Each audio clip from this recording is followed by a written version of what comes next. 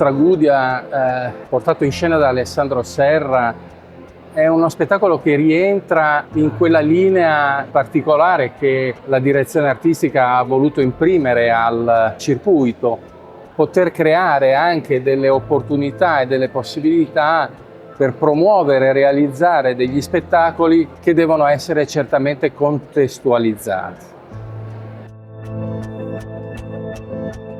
Uno spettacolo internazionale nel senso che parla a tutti, che utilizza una lingua molto particolare di nicchia che è il grecanico.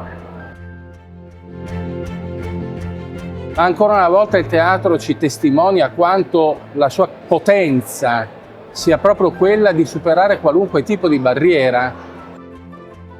Oggi è una serata sicuramente importante per molteplici motivi. Innanzitutto abbiamo aperto il sipario sul palcoscenico del Friuli Venezia Giulia con i nostri oltre 30 teatri e la stagione, ma soprattutto in questo luogo importante siamo riusciti ad aprire ancora nuove collaborazioni, una già radicata col Teatro Stabile Furlan e una col Teatro Stabile Sloveno. Sarà l'inizio di una grandissima collaborazione.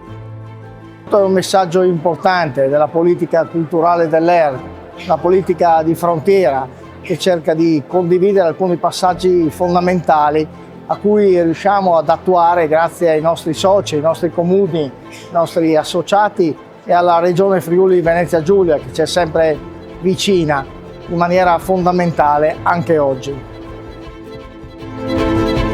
Quindi vi invito tutti a venire a teatro, a partecipare al teatro, pensando anche all'ultima parola di questa tragedia, una parola che ci consegna la speranza nel futuro e che è amore.